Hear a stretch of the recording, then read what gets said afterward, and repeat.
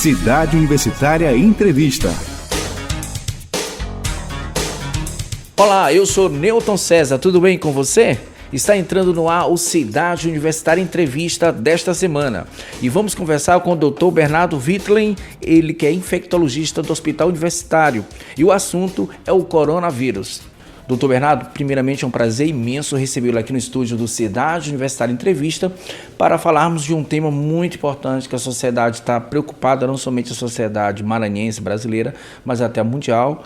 Teve reunião da OMS, que é a Organização Mundial de Saúde, para tratar desse tema. Então, é um prazer imenso recebê-lo para a gente conversar sobre esse assunto. O prazer é todo meu. É importante realmente a gente informar a população sobre um tema que está sendo tão falado aí. Então, fala um pouquinho para o nosso público ouvinte aqui da capital, do interior e também nosso internauta sobre o coronavírus. Bom, o coronavírus é um vírus que causa infecção respiratória. Ele pode causar infecções, uma das infecções comuns que ele causa é o resfriado. Existem algumas variantes que causam infecções em seres humanos. E sim, houve duas variantes que causaram infecções mais graves na história, que tem registro. Uma primeira ocorreu na China, que causou a chamada síndrome respiratória aguda grave, que na sigla em inglês chama SARS, e uma outra variante havia causado uma epidemia com grande letalidade também, que chamava a variante MERS. Aí agora nós estamos lidando com uma nova variante, quer dizer, um vírus novo, dentro desse tipo de coronavírus, é uma variante nova, a qual foi dado o nome de 2019 nCoV, em referência ao ano que foi descoberto. E ele causa uma infecção que pode ser simplesmente um resfriado comum, mas em alguns casos pode evoluir para uma pneumonia, levando à morte. Então, professor, falar um pouquinho dessa situação na China, que foi muito rápido. Falar um pouquinho dessa situação na cidade chinesa. Sim, então o vírus foi descoberto pela primeira vez quando houve uma ocorrência de casos de pneumonia lá numa cidade chamada Wuhan, na China, em que não se sabia exatamente qual era a causa. Então, durante as investigações epidemiológicas, isolaram o vírus em alguns pacientes e descobriram que o causador, o agente dessas pneumonias era o coronavírus, numa variante nova. Sabe-se que por investigações epidemiológicas que esse vírus deve ter surgido num mercado de peixes e animais vivos, então provavelmente de algum animal que os seres humanos se infectaram. O coronavírus ele pode causar infecções em diversos animais. Eventualmente alguns podem causar infecções em seres humanos. E em todas essas ocasiões, o vírus saiu de um animal e passou para o ser humano. A partir do momento em que ele passa para o ser humano, ele pode ser transmitido de pessoa a pessoa, que é o caso dessa epidemia atual. Então, hoje, esse vírus pode ser transmitido através de secreções respiratórias de pessoa a pessoa. Agora, doutor Bernardo, a Organização Mundial de Saúde se reuniu na última semana para discutir essa questão. O porquê dessa preocupação da Organização Mundial de Saúde? Já temos suspeitas na Europa, especificamente na Alemanha, quase 4 casos suspeitos, Estados Unidos, aqui no Brasil também. A preocupação é pela disseminação do vírus, epidemias em vários países e até uma situação de pandemia. A gente já tem, pela definição da OMS, uma situação de emergência mundial, pelo risco iminente que a gente está vivendo. Hoje, até o presente momento, a transmissão sustentada só ocorre nessa cidade da China, Wuhan. Já há casos fora dessa cidade dentro da China, há vários casos, e há casos também em outros países, como você bem mencionou. São casos importados e um ou outro caso de pessoas que se infectaram com viajantes. Mas ainda não podemos chamar essa situação de transmissão sustentada. Detalhe também que os países começam a sugerir que que as pessoas dos seus países de origem evitem a China. O porquê? É algo tão grave assim que há essa necessidade, por exemplo, de ter um isolamento maior? Aparentemente é uma doença potencialmente grave, A letalidade, que é a porcentagem de pessoas que morrem uma vez se infectando, ainda não é conhecida. O que se tem até agora é algo em torno de 3%, mas vai depender da dinâmica da epidemia. Como é um vírus né, novo, então a gente vai ter que ver, né, durante essa epidemia como é que é o grau de letalidade. Então, assim, mais 3% no universo de milhões de pessoas são milhares, né, de pessoas que podem vir a adoecer e morrer. Então, essa preocupação se justifica, embora é claro que a gente tenta também evitar um clima de pânico, né? Então, no momento desse, às vezes são difundidas informações muito equivocadas, fake news. Então, a gente tem que ter todo o cuidado para também olhar criticamente as informações, né? Então, assim, é uma preocupação, sim. E acho que todo o sistema, né, não é, eu estou aqui, a Organização Mundial de Saúde, todos os países, o Ministério da Saúde aqui, as secretarias estaduais e municipais estão se mobilizando para dar uma resposta adequada para o caso de haver casos no Brasil. Lembrando que até o momento nós só temos casos suspeitos, né, estão aguardando exames, até agora não foi confirmado nenhum caso. Inclusive, eu até citei aqui no nosso bastidor aqui, antes da gravação, tinha caso suspeito no Paraná, Ceará, São Paulo, Rio Grande do Sul e também no Paraná, mas no Rio Grande do Sul, por exemplo, foi feitos os exames e deu H1N1, né? Pois é, então é isso que a gente chama de diagnóstico diferencial. Então, é um quadro de uma virose respiratória, e existem outras viroses respiratórias, existem outros tipos de infecção respiratória, para os quais os médicos, né, e os profissionais de saúde têm que ficar atentos, né, porque eles não deixam de existir. Então, às vezes, o foco acaba sendo falando muito em coronavírus, mas a gente tem outras doenças que estão ocorrendo.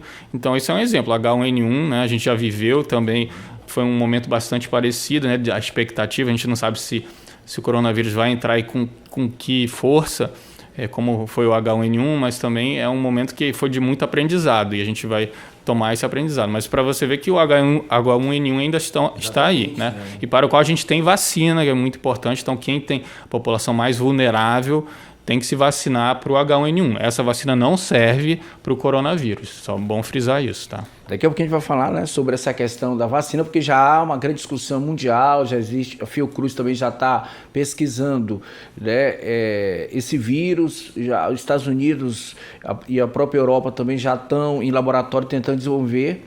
Então já a gente fala sobre isso, mas para você que está ligado aqui com a gente, você internauta, o Cidade Universitária Entrevista desta semana está falando do coronavírus com o Dr. Bernardo Wittling, do Hospital Universitário.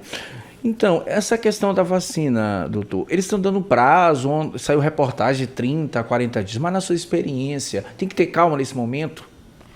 Não, tem que ter calma, porque pesquisa científica tem o seu tempo. Não, certamente em 30, 40 dias não vai se chegar a nenhuma vacina. Então tem toda uma fase de pesquisa, de elaboração da vacina, testes que têm que ser feitos primeiramente em animais, depois vão ser feitos os testes iniciais em seres humanos.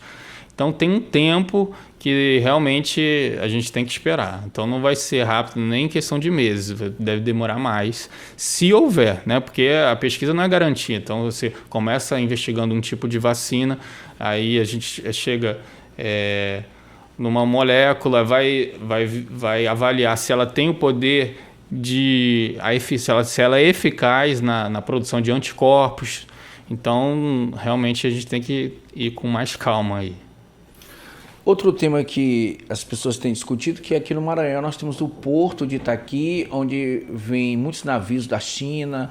É importante ter esse acompanhamento, por exemplo, desses navios que vêm, por exemplo, da China ou até mesmo da Europa, onde tem suspeitas? Sim, com certeza é importante, né? Eu acho que o Porto já tem seus mecanismos de vigilância, né, de vigilância epidemiológica, eles têm que ser reforçados. É um ponto possível de entrada, né? É claro que a gente imaginar assim, a doença tem o seu período de incubação, que é o tempo que a pessoa se infecta e até manifestar os sintomas, né? Então a gente sabe que esse período de incubação dessa doença é até 14 dias. Tá? Então, assim, numa viagem de navio, é provável que a pessoa que está no navio vai manifestar antes, né? Então, é até mais fácil de identificar os casos antes de chegar aqui. Mas, enfim, certamente é um ponto que tem que ser... as pessoas têm que prestar atenção, né, de entrada, né? Outro ponto, agora vamos refrisar isso. Quais são os sintomas para quem está nos ouvindo em casa, na capital do interior do estado e também nossos internautas? Quais são os sintomas, né, para que a pessoa possa captar isso na mente para poder, assim, acionar qualquer unidade básica de saúde? Então, antes disso, a gente tem que pensar assim na situação atual, né? Porque quais são os sintomas? São sintomas de virose respiratórias, que a gente chama de inespecífico. É uma febre, pode ser com tosse, e em alguns casos mais graves com falta de ar. Tá? Isso pode ocorrer em diversas infecções. Então, no momento, não basta ter esses sintomas, porque esses sintomas ocorrem em gripe, uma pneumonia pode causar isso, um resfriado comum, que é o que mais tem por aí. Então, diante desses sintomas, não é o suficiente para a gente pensar neste momento que a pessoa tenha coronavírus. Por quê? Porque não tem ainda o vírus circulando no Brasil. Tá?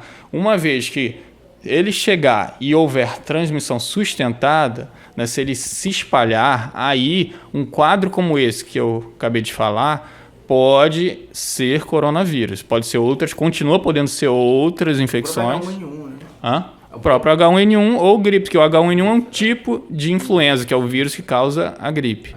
E, enfim, pode ser outros vírus que causam resfriado, né? Então, vai depender, essa orientação para a população vai depender do momento epidemiológico. Então, no momento, não é para pensar assim, que eu estou com coronavírus porque eu estou com uma tosse aqui, né? Eu estou com uma febre. Não tem, porque não está circulando. Entendeu? Nesse caso, por exemplo, se vê alguém, por exemplo, da China, né? Então, qual seria então o cuidado? Vem alguém, um parente, um amigo que estava lá na China ou nessa cidade, por exemplo. Inclusive tem uma maranhense, né, que está lá tentando voltar e não está conseguindo porque ela está numa área isolada. Você diz o cuidado em relação a essa pessoa ou o que a pessoa deve fazer? Isso, ao contato com essa pessoa, quais são os procedimentos, né? Não, só o fato de vir não é o suficiente assim, não. Agora, se vier da China, especialmente destas localidades, né? E isso eu tô falando porque muda, amanhã pode ser outro lugar, né? Se a epidemia se espalhar. Então, os lugares que vão definir um critério, um caso suspeito ou não, vai mudar. Mas nesse momento é essa cidade. Se vier de lá e apresentar esses sintomas, sim, febre, tosse ou falta de ar, aí essa pessoa tem que procurar imediatamente uma unidade de saúde, né? Lá a pessoa tem que explicitar, dizer que veio dessa localidade, e aí vão ser tomadas medidas de precaução. Então, esse paciente vai receber uma máscara, vai ser conduzida para as unidades de referência, que foram elencadas como unidades em que esses pacientes vão ser avaliados e eventualmente internados. E aí vai haver todo um procedimento, né, do sistema de saúde. Doutor Bernardo, mais alguma orientação? Mas, de antemão, já lhe agradeço pela sua participação aqui no Cidade Universitária Entrevista, conversando de um tema muito delicado para a sociedade. Infelizmente, virou logo um pânico, as pessoas começam a jogar, como o senhor falou, muito fake news, aí aquele desespero. E a gente sabe, na métrica jornalística, que uma notícia ruim se espalha mais rápido que uma notícia boa, uma notícia positiva, né? Sim, eu acho que eu tenho de orientação a mais são os cuidados que, se porventura esse vírus chegar, devem ser tomados, mas se ele não chegar também são cuidados que servem para a gente prevenir diversas infecções respiratórias. Então esses cuidados são de bom tom, devem ser tomados por todos, né? Às vezes só nesse momento que a gente lembra. Então, lavar bem as mãos, tá? Esses vírus eles estão nas secreções respiratórias. Então, como é que a pessoa se infecta? Lidando diretamente com alguém que está infectado, né? Às vezes a pessoa está respirando muito próximo, você aperta a mão dessa pessoa, vai lá, coça o nariz, coça a boca, coça o olho, ou então essa pessoa toca em algum lugar e você vai lá, toca numa maçaneta, no ônibus que você está no transporte público, você vai pegar. Então é assim que a gente pega resfriado. Então é a mesma maneira. O coronavírus ele é transmitido da mesma maneira que o resfriado, que a gripe. Então, para a gente evitar, seja o coronavírus, seja essas outras infecções, a gente tem que lavar bem as mãos, tá? Sempre antes de se alimentar. Evitar também ficar levando as mãos contaminadas, as mãos sem estar lavadas, para a boca, para os olhos, ficar coçando assim, né? Na hora que a gente for espirrar ou tossir, sempre cobrir, né, com o antebraço, usar o seu antebraço para cobrir, né, a tosse, o espirro, e evitar que se espalhe. Então são esses cuidados gerais. Mas para mim foi um prazer, Newton César, conversar com vocês. Estou à disposição para qualquer coisa. Então, doutor, muito obrigado pela sua participação aqui no Cidade Universitária Entrevista. Com certeza a gente vai aqui no programa da produção continuar monitorando este caso, e caso tenha algo mais grave, a gente volta a conversar para o senhor continuar esclarecendo a população, a sociedade maranhense sobre essa situação, é claro. Então, um abraço a você e a todos os ouvintes.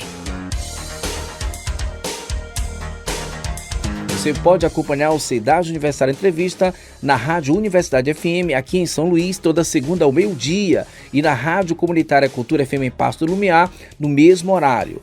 Esta edição de nosso programa pode ser ouvida também na Rádio Timira AM a partir de 1h30 da manhã. E você já sabe, para ouvir esta e outras edições do Cidade Universitária, acesse nosso canal no YouTube, o Rádio Ascom UFMA.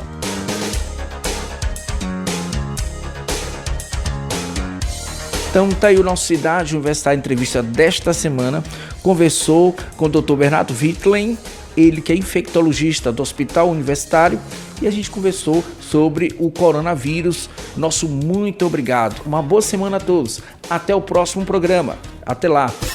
Você ouviu Cidade Universitária Entrevista, uma produção da Assessoria de Comunicação da Universidade Federal do Maranhão.